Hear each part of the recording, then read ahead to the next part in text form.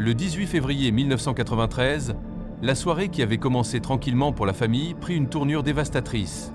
Après un dîner composé du plat mexicain préféré de Steven, il commença soudainement à ressentir de fortes douleurs à la poitrine et décéda malheureusement avant d'arriver à l'hôpital. Cependant, ce n'est pas la nourriture qui a causé sa mort. La véritable raison vous choquera. Restez jusqu'à la fin pour la découvrir. Dans la ville animée de Fort Worth, au Texas, dans les années 1970, une romance scolaire entre Steven et Beth fleurit au milieu des promesses d'un avenir brillant.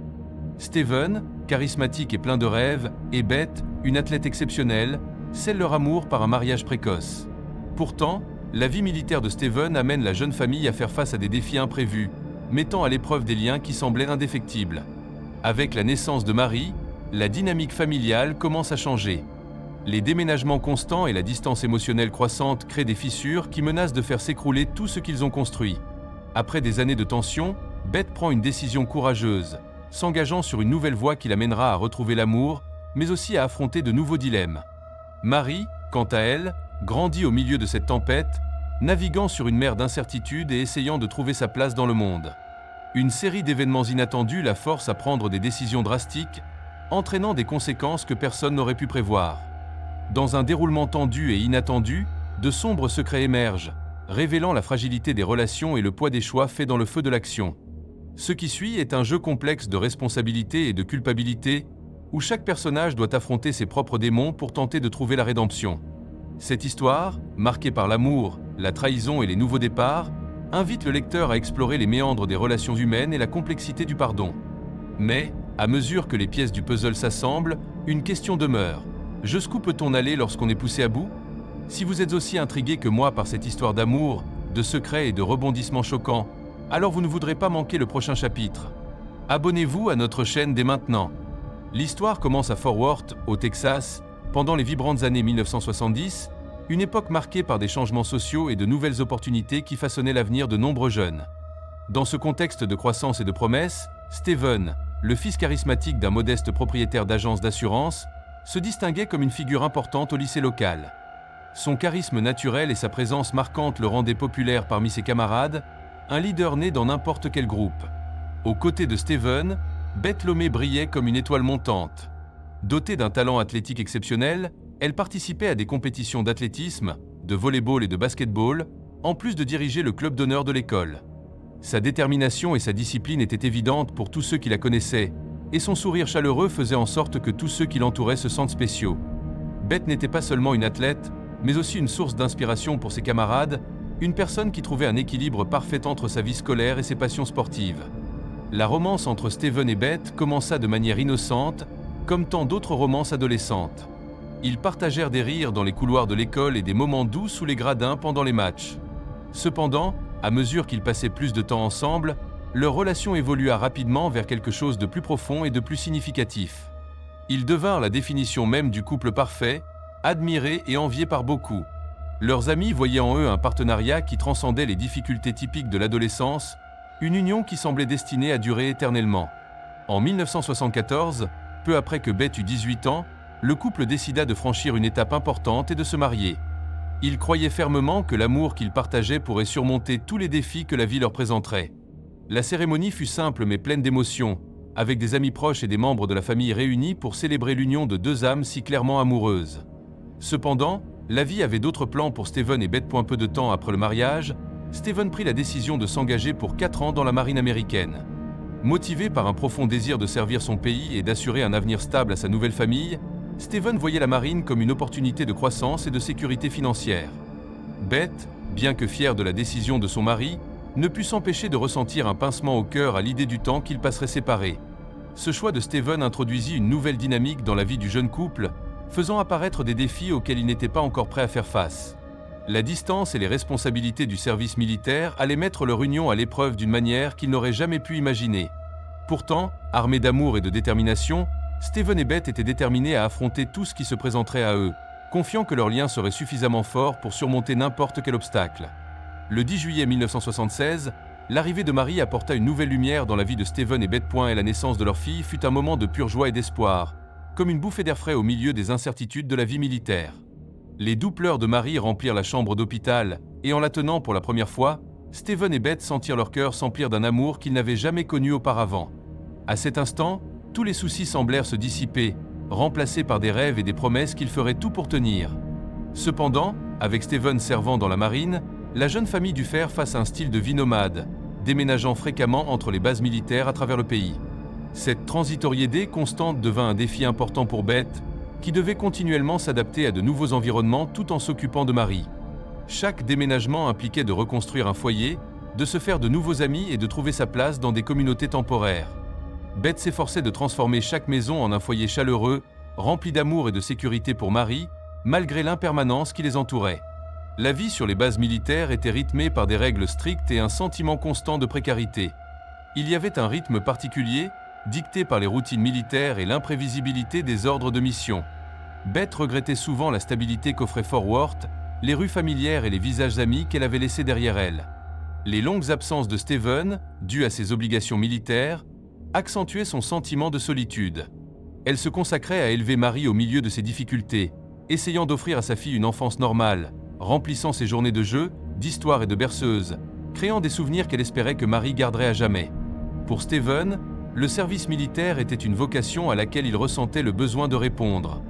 Il était fier de servir son pays, croyant que ses actions assuraient un avenir meilleur à sa famille. Cependant, le poids de cette responsabilité était également une source de tension croissante dans son mariage. La pression pour équilibrer ses responsabilités de mari, de père et de militaire commença à peser sur lui, le conduisant à des moments de réflexion et de doute. Il se demandait si les choix qu'il avait fait profitaient réellement à ceux qu'il aimait ou s'il créait, sans le vouloir, une distance difficile à surmonter. Au fil des ans, la distance émotionnelle entre Steven et Beth grandit, mettant à l'épreuve l'amour qui semblait autrefois inébranlable. Les lettres échangées pendant les longues missions de Steven devinrent moins fréquentes, et les conversations, autrefois pleines de rêves et de projets, devinrent brèves et pragmatiques. Malgré tout, il s'efforçait de maintenir la flamme allumée, se souvenant des moments qui les avaient unis et des promesses faites sous les étoiles du Texas. Il savait que le chemin qu'ils avaient choisi n'était pas facile, mais il savait aussi que, d'une manière ou d'une autre, ils devaient trouver un moyen de raviver l'amour qui les avait conduits à entreprendre ce voyage ensemble. Après la fin du service militaire de Steven, la famille retourna finalement à Fort Worth, espérant trouver la stabilité tant désirée. La ville, avec ses rues familières et ses souvenirs réconfortants, semblait offrir un refuge sûr, un endroit où ils pourraient reconstruire leur vie loin des incertitudes constantes des bases militaires. Cependant, l'espoir d'un nouveau départ paisible se dissipa rapidement à mesure que les tensions accumulées pendant les années de vie militaire commencèrent à refaire surface, révélant de profondes fissures dans la relation entre Steven et Beth. Qui avait supporté des années de changements incessants et de longues absences, commença à exprimer son mécontentement croissant. Le retour à Fort Worth, bien qu'attendu, n'apporta pas la paix qu'elle souhaitait. Elle voyait Steven comme l'ombre de l'homme qu'elle avait connu, quelqu'un devenu imprévisible et sujet à des périodes de mélancolie. Les cicatrices invisibles laissées par le service militaire étaient évidentes dans son regard distant et ses nuits d'insomnie. L'incapacité de Steven à conserver un emploi stable aggravait encore la situation, générant des insécurités financières et émotionnelles qui pesaient sur les fondations déjà fragiles de leur mariage. Chaque tentative infructueuse de trouver un emploi convenable enfonçait Steven davantage dans un puits d'autocritique et de désespoir. Beth, quant à elle, se retrouvait accablée par la responsabilité de soutenir émotionnellement la famille tout en essayant d'élever Marie dans un environnement sûr et aimant. La vie quotidienne mit en lumière le contraste saisissant entre ce qui avait été un amour de jeunesse passionné et la réalité d'un mariage marqué par des désaccords et des ressentiments non résolus.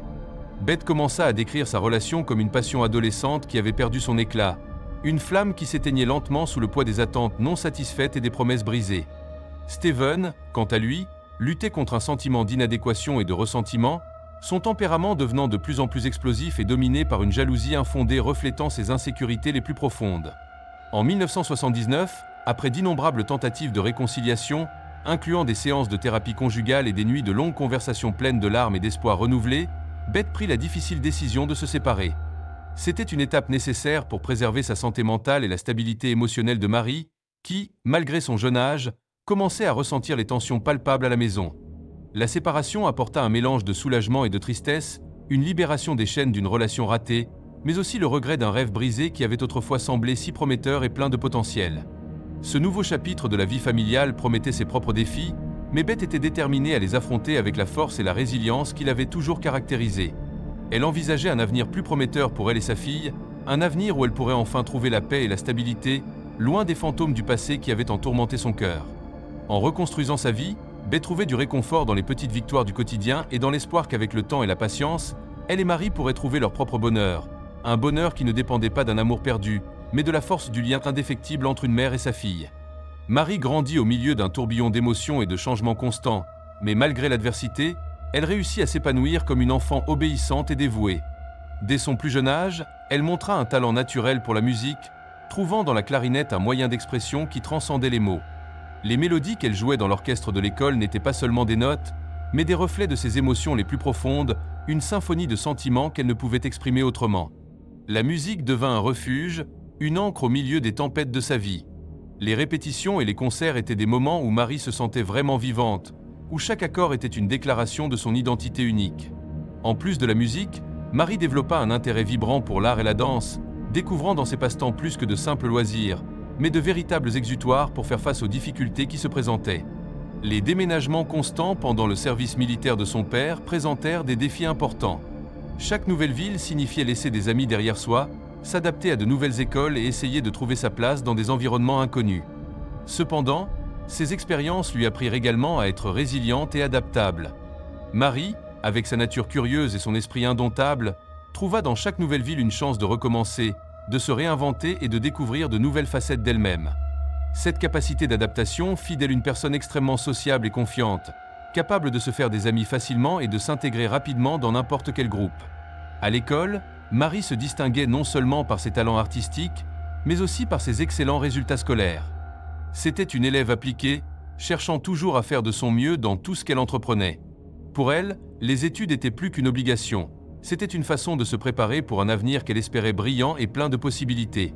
Pourtant, derrière son apparence dévouée et ses réussites scolaires, se cachait une enfant qui aspirait à la stabilité, à un sentiment d'appartenance qui semblait toujours lui échapper. L'enfance de Marie, bien que remplie de moments de joie et de dépassement de soi, était également marquée par un sentiment persistant d'être toujours en transit, à la recherche d'un endroit où elle pourrait vraiment appartenir. Cette quête d'appartenance et de compréhension allait façonner ses choix et son comportement dans les années à venir, préparant le terrain pour les défis qui l'attendaient encore. Marie portait en elle l'espoir de trouver un jour un endroit qu'elle pourrait appeler « chez elle », où les racines qu'elle désirait en pourraient enfin pousser et se renforcer. Cet espoir serait la lumière guidant ses pas, même dans les moments les plus sombres, tandis qu'elle naviguait dans les complexités de son cheminement vers l'âge adulte. Laissez votre opinion dans les commentaires. Qu'avez-vous pensé de ce rebondissement dans l'histoire? Discutons-en. Après sa séparation d'avec Steven, Beth entra dans une période d'introspection et de renouveau personnel. La fin de son mariage, bien que douloureuse, lui permit de redécouvrir des parties d'elle-même qui avaient été réduites au silence par les exigences d'une relation épuisante. C'est pendant cette période de transition qu'elle rencontra Frank Barrow, un ancien officier de la marine dont le chemin croisa le sien de manière inattendue. La première rencontre entre Beth et Frank eut lieu alors que Steven était encore en service en Floride. Par une après-midi ensoleillée, Beth avait décidé de participer à un événement communautaire à Fort Worth, cherchant une distraction et peut-être l'occasion de se faire de nouveaux amis. C'est là, au milieu de conversations informelles et de rires, qu'elle rencontra Frank. Il animait une conférence sur la sécurité communautaire, et leurs regards se croisèrent dans un moment qui semblait prédestiné. Ce qui avait commencé comme une salutation polie se transforma rapidement en une conversation fluide et naturelle, révélant des intérêts communs et des expériences partagées. Frank était un homme de principe, marqué par ses expériences dans la vie militaire, mais avec une approche douce et compréhensive qui attira immédiatement Beth. Et elle avait une façon calme d'écouter, un talent pour faire en sorte que les gens se sentent valorisés et compris. Cette nouvelle connexion offrit à Beth un espace sûr pour partager ses frustrations et ses espoirs, une chose qu'elle n'avait pas vécue depuis longtemps. En Frank, elle trouva un ami qui la soutenait, quelqu'un qui voyait au-delà des cicatrices et reconnaissait la force qu'elle possédait. Au fur et à mesure que leur amitié s'épanouissait, Beth et Frank commencèrent à se voir régulièrement, découvrant l'un chez l'autre une compréhension mutuelle à la fois réconfortante et stimulante. Après la séparation officielle de Beth, leur relation évolua naturellement vers quelque chose de plus profond et de plus significatif, un partenariat fondé sur le respect et un amour sincère. Avec le temps, Frank prit la décision de quitter la marine et de rejoindre les forces de police de Granny, une petite ville texane près de Fort Worth. Cette nouvelle carrière lui offrait la stabilité qu'il recherchait tant, tout en lui permettant de rester proche de Beth. Et elle se consacra à son nouveau rôle avec la même ferveur et la même discipline qu'il avait consacrée à la marine, mais maintenant avec la satisfaction supplémentaire de construire une vie qui incluait Beth dans son avenir. Frank, également séparé, avait des règles strictes concernant le contact de ses enfants avec son ex-femme, ce que Beth respectait et comprenait parfaitement. Pour elle, il était important que toutes les personnes concernées se sentent respectées et que les enfants aient un environnement sûr et aimant pour grandir. Cette compréhension mutuelle et ce respect des circonstances personnelles de chacun renforcèrent encore le lien entre eux. La relation entre Beth et Frank apporta une nouvelle dynamique à la vie de Marie, qui s'adaptait encore aux changements suite à la séparation de ses parents. Marie, toujours observatrice et sensible, remarqua le bonheur retrouvé de sa mère et bien qu'initialement hésitante, commença à ouvrir son cœur à Frank. Lui, en retour, fit preuve de patience et de gentillesse, permettant à Marie de trouver son propre rythme pour accepter cette nouvelle réalité. Bien qu'il y ait des défis à relever, Beth était déterminée à construire un avenir meilleur pour elle-même et pour sa fille, avec Frank à ses côtés. Cette nouvelle étape promettait espoir et nouveau départ, mais exigerait également des ajustements et une compréhension mutuelle alors qu'ils cherchaient un nouveau départ ensemble. Beth savait qu'avec amour et patience, ils pourraient surmonter tous les obstacles qui se présenteraient, créant un foyer où la joie et la sécurité régneraient. En 1981, Beth et Frank officialisèrent leur union lors d'une cérémonie intime, entourée d'amis proches et de membres de la famille. Le mariage symbolisait non seulement un nouveau départ, mais aussi l'espoir d'une vie stable et harmonieuse après des années de turbulences.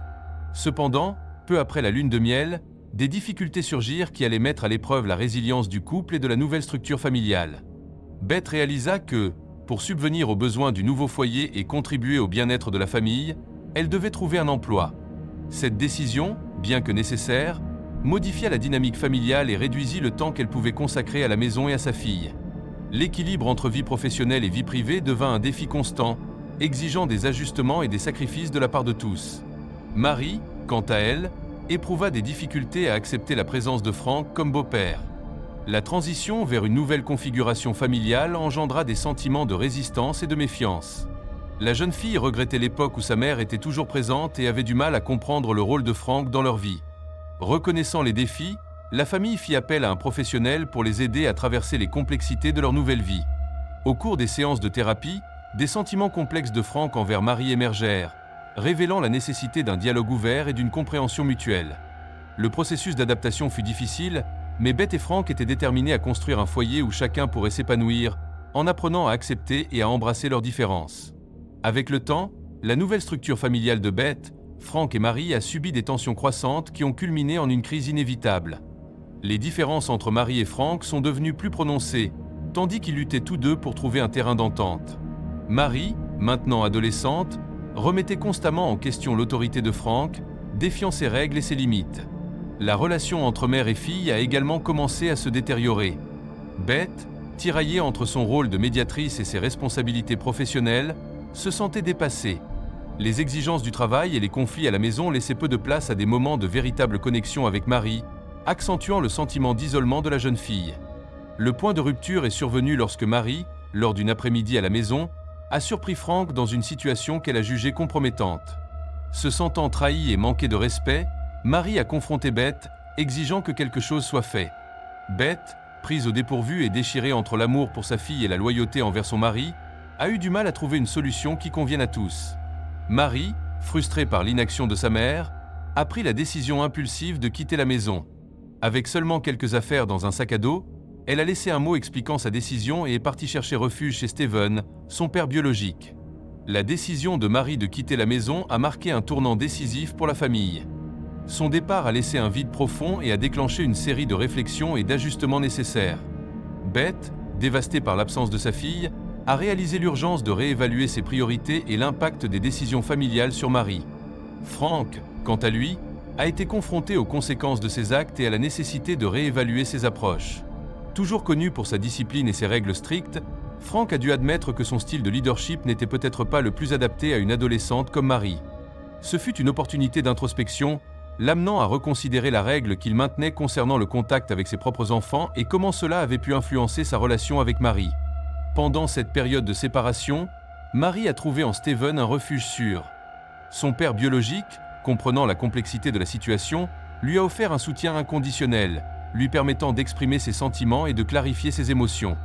Cette nouvelle cohabitation a offert à Marie une perspective différente sur sa famille et sur elle-même. L'absence de Marie a servi de catalyseur pour des changements au sein du foyer de Beth et Frank. Le couple a entamé une thérapie conjugale, cherchant à mieux comprendre leur dynamique et comment ils pourraient créer un environnement plus accueillant et harmonieux. Frank, en particulier, a commencé à travailler sur ses attitudes autoritaires, réalisant l'importance d'équilibrer discipline et empathie.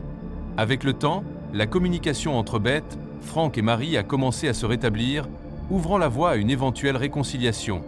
Le départ de Marie, bien que douloureux, a été une étape cruciale pour que la famille puisse grandir et se transformer, apprenant à valoriser la compréhension et l'amour par-dessus les règles et les attentes rigides. Marie a entamé un nouveau chapitre de sa vie en allant vivre avec son père biologique, Steven. Ce changement lui a apporté un sentiment de soulagement et de liberté, lui permettant de prendre du recul par rapport au conflit qui avait marqué sa cohabitation avec Beth et Frank. La nouvelle dynamique avec Steven a offert à Marie la stabilité et le soutien émotionnel dont elle avait tant besoin à ce moment-là. Steven, quant à lui, était déterminé à offrir à Marie un environnement accueillant et compréhensif. Il l'encourageait à explorer ses intérêts et ses talents, notamment dans la musique et les arts, des domaines où Marie avait toujours excellé. Cette approche ouverte et encourageante a aidé à reconstruire la confiance de Marie et à renforcer le lien entre père et fille. Vivre avec Steven a également apporté de nouvelles responsabilités à Marie. Elle a appris à mieux gérer son temps entre ses études et ses activités extrascolaires, développant une discipline personnelle qui lui serait utile dans sa future vie universitaire et professionnelle. Steven, avec son expérience de vie et sa compréhension, a agi comme un mentor, guidant Marie dans ses décisions et lui offrant de précieux conseils. Pendant cette période, Marie a également eu l'occasion de mieux connaître la famille de son père, créant des liens avec des parents qui n'étaient auparavant que des figures lointaines dans sa vie. Ces nouvelles connexions familiales ont contribué à un sentiment renouvelé d'appartenance et d'identité. La vie avec Steven a non seulement donné à Marie la chance de grandir et de se développer dans un environnement positif, mais l'a également préparée à affronter les défis de l'avenir avec plus de confiance et de résilience. Cette période a été cruciale pour que Marie puisse redéfinir ses relations familiales et trouver un équilibre entre son passé et son avenir. Et les amis, si vous appréciez cette histoire émouvante de croissance et de renouveau, n'oubliez pas de liker la vidéo. Cela nous aide vraiment et nous permet de continuer à vous proposer des histoires touchantes et inspirantes. Votre participation fait toute la différence. Après s'être installée chez son père biologique, Steven, Marie a montré des signes d'adaptation et de résilience remarquables. Le changement vers un environnement plus stable et encourageant lui a permis d'explorer ses passions et ses intérêts plus en profondeur, notamment dans la musique et les arts. Steven, avec son approche compréhensive et son soutien inconditionnel, lui a fourni l'espace nécessaire pour s'épanouir. À l'école, Marie a continué d'exceller aussi bien sur le plan scolaire que dans ses activités extrascolaires. Elle est devenue un membre actif de l'orchestre de l'école, gagnant la reconnaissance pour ses talents de clarinettiste. De plus, sa participation à des clubs d'art et à des événements scolaires l'a aidé à se construire un solide cercle d'amis et à développer des compétences en leadership. Malgré ses succès extérieurs, Marie portait toujours en elle les souvenirs et les défis de sa vie passée. Elle repensait souvent à sa relation avec Beth et Frank, et bien qu'il y ait de la douleur, il y avait aussi un désir croissant de réconciliation et de compréhension. Ces expériences passées ont façonné sa perspective, la rendant plus empathique et mature dans ses interactions avec les autres. Steven, conscient de la complexité des sentiments de Marie, l'a encouragée à maintenir une communication ouverte avec Beth. Et elle comprenait l'importance de guérir les vieilles blessures et de trouver un équilibre entre les différentes parties de sa vie. Avec le temps, et grâce à des conversations sincères et des visites occasionnelles, Marie a commencé à reconstruire progressivement sa relation avec sa mère. L'adaptation apparente de Marie n'était pas seulement une façade, mais un véritable témoignage de sa capacité à surmonter l'adversité et à chercher le meilleur dans chaque situation. Le 18 février 1993, une soirée qui aurait dû être ordinaire a pris une tournure tragique pour la famille. Tout a commencé par une simple commande de nourriture mexicaine, l'un des plats préférés de Steven. Le repas, attendu avec impatience, est rapidement devenu le prélude à une série d'événements dévastateurs. Peu après le dîner, Steven a commencé à ressentir de fortes douleurs à la poitrine, des symptômes qui se sont rapidement intensifiés. Au début, la famille a pensé que cela pourrait être passager, peut-être une réaction à la nourriture, mais l'état de Steven empirait à vue d'œil. La situation est devenue critique, conduisant Beth à appeler immédiatement les secours. L'équipe de secours est arrivée rapidement, mais malheureusement, le temps n'était pas du côté de Steven. À 38 ans, il n'a pas survécu et est décédé avant d'arriver à l'hôpital. Cette perte soudaine et inattendue a plongé la famille dans un état de choc et une profonde douleur. Le médecin légiste, après avoir examiné le corps, a conclu que la cause du décès était une crise cardiaque foudroyante. En raison du manque d'équipement adéquat, aucun test toxicologique n'a été effectué, ce qui a laissé certaines questions sans réponse sur les événements de cette nuit fatidique. La mort de Steven a été un coup dévastateur pour tous ceux qui le connaissaient, marquant le début d'une période de deuil et de réflexion pour la famille. Après les funérailles de Steven, Beth a pris la difficile décision de déménager avec Marie à Panama City, en Floride. Ce déménagement était perçu comme une opportunité de repartir à zéro, loin des souvenirs douloureux et de l'environnement qui rappelait en Steven. Cependant, cette décision a fait remonter à la surface des émotions intenses et inattendues. Lors de la conversation sur le déménagement, Marie a subi une grave crise de panique. L'idée de quitter l'endroit qu'elle associait à son père et à ses souvenirs était insoutenable. La crise a révélé la profondeur de sa douleur et la difficulté d'accepter la nouvelle réalité sans Steven. Avec le temps et le soutien de Beth, Marie a commencé à s'adapter à la vie dans cette nouvelle ville. Bien que le processus ait été graduel et souvent douloureux, elle a trouvé des moyens d'honorer la mémoire de son père tout en construisant une nouvelle routine. La musique et l'art sont restés ses principales sources de réconfort et d'expression, l'aidant à traverser son deuil.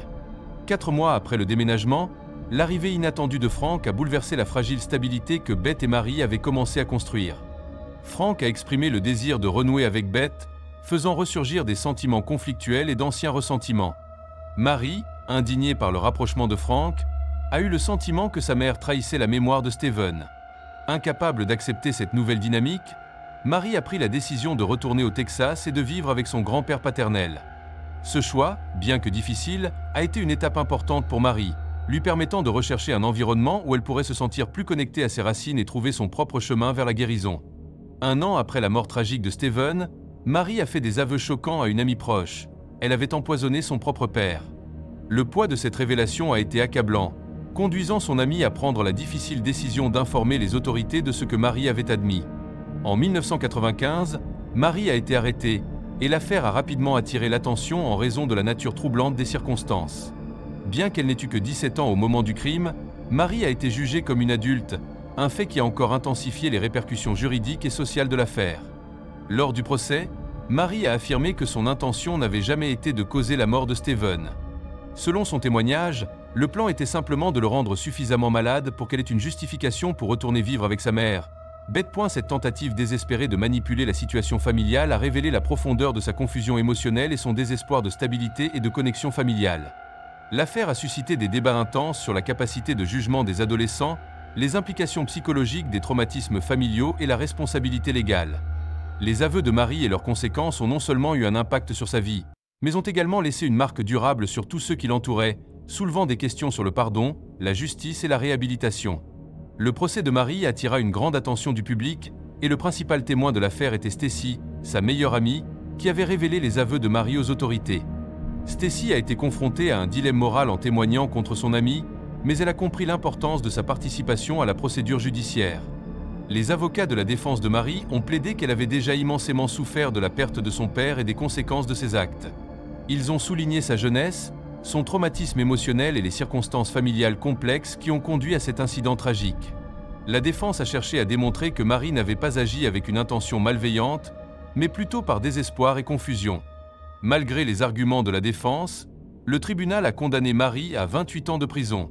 Cependant, la sentence comprenait la possibilité d'une libération conditionnelle après 7 ans, compte tenu de son âge et de l'espoir de réhabilitation. Cette décision reflétait un équilibre entre la nécessité de justice et la possibilité de réinsertion de Marie dans la société à l'avenir. Immédiatement après le prononcé de la sentence, la défense a interjeté appel, cherchant une révision de l'affaire et une réduction potentielle de la peine. L'appel a ouvert de nouvelles possibilités pour discuter des nuances de l'affaire et du rôle des circonstances atténuantes, maintenant vivant l'espoir que Marie puisse trouver un chemin vers la rédemption et la reconstruction de sa vie. Marie a purgé 8 ans de prison, une période marquée par la réflexion et la transformation personnelle. Pendant son incarcération, elle a participé à divers programmes de réhabilitation qui l'ont aidée à gérer les événements passés et à développer de nouvelles compétences pour son avenir. En 2003, Marie a été libérée, entamant une nouvelle phase de sa vie. Âgée aujourd'hui d'une 40aine d'années, elle a adopté le nom de Dorothy, cherchant à se distancier de son passé et à recommencer dans un environnement où elle pourrait trouver la paix et l'anonymat. Dorothy s'est construit une nouvelle vie, se mariant et créant un cercle de soutien qui respecte sa vie privée.